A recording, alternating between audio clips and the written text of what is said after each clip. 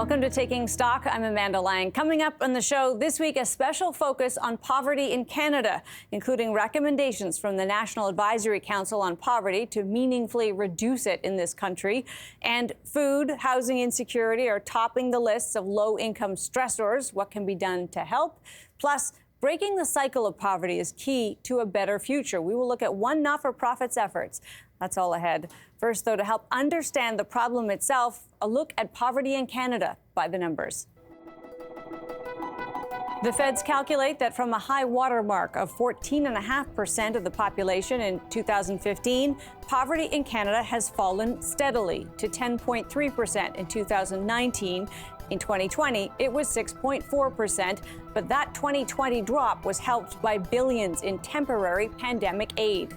In 2019, the federal government agreed on a measure of poverty. We didn't really have one before. It now uses the Market Basket Measure, or MBM, based on a defined set of necessities needed to live.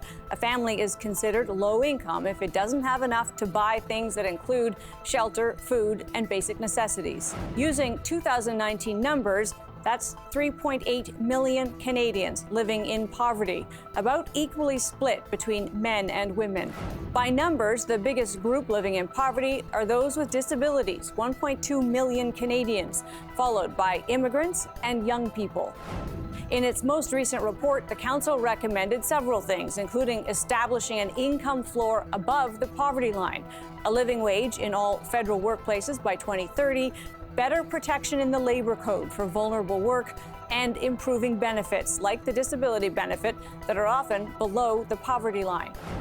It also suggests government supports beyond income for housing, food, mental health, and employment. That's all aimed at helping the government achieve its goal of reducing poverty to 50% of that 2015 number by 2030, or even more than that. Scott McAfee is the chair of the National Advisory Council on Poverty. He joins us now. Thanks for being with us, Scott. Hey, thanks for having me. So we get a sense of that even kind of how we measure who is poor in this country is kind of coming together in recent years. From where you sit, are we doing a good job of quantifying that? Do we have a good sense of what it means to live in low income and in poverty? I think so. I think the market basket measure is our best measure to date. But poverty isn't only monetary, and that's a challenge. So how do you quantify things that aren't only monetary? How do you, the feeling of poverty and that sense of loneliness, isolation, stigma, racism, sexism, all the isms, that all comes into play as well. But I think the market basket measure is the best poverty measure we have to date, and it is Canada's official poverty rate. And of course, as we noted, the number of those living in poverty still too high, but fell dramatically in pandemic. It's also fallen in recent years from other things like the child benefit. It seems as though, Scott, money does solve this problem. You send people money, they get less poor. Maybe that sounds obvious, but is there a lesson for us in the pandemic spending? It was obviously hundreds of billions, but is there a lesson that more money might actually be the solution here? Yeah, I think monetary poverty, the solution is probably money. But you're right, that makes a lot of sense. Unfortunately, that's only part of it. We still need to figure out how we do that in a more equitable way. I think during the pandemic, we had great response for people that were employed, but very little for people that weren't. So the people that weren't didn't have $5,000 worth of income the year before. Didn't really get anything more during the pandemic, but continue to struggle, and they still face the increased pressure of inflation and higher costs and the housing market that's kind of unforgiving. This is one of the recommendations that the council's making. And again, it seems sort of almost funny that you have to say it, but that benefits like disability benefits should put people above the poverty line. Is that a hard message to sell? Why isn't it kind of obvious that if that's somebody's income, it shouldn't leave them impoverished? They should have enough to where they can sleep and eat.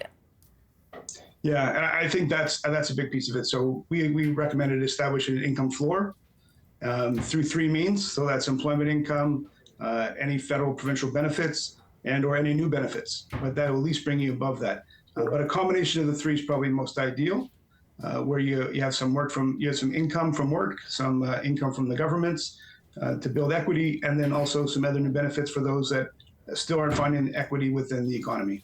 And does that help get at one of the most pernicious sides of our very well-intentioned programs, which is they can trap people, right? They lose their benefits if they get extra income somewhere else. Are you getting positive feedback on the idea that we should rethink some of those things?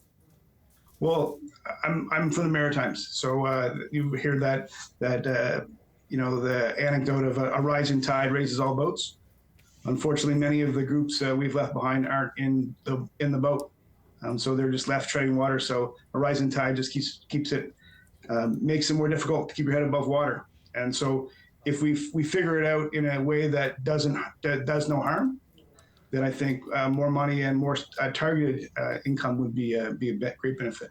Just a few seconds here, Scott, but do you expect the federal government to take your recommendations? Do you expect to see them implemented? Yeah, well, I think that the very existence of the council is a positive step forward, because we provide a report and we provide advice, and if we weren't, we're being listened to, and we're being sought out for advice on different topics. We have a conversation every year with Canadians about poverty, and it's an important thing. And so I think that the openness to change is there, and we've seen it now recently with the Canada Disability Benefit. Really listen to people. We appreciate the work you're doing, Scott, and for you joining us today. Thank you very much. Scott McAfee is chair of the National Advisory Council on Poverty. Coming up, lack of food and shelter are defining characteristics of living in poverty, and they have never been more expensive. Stay with us.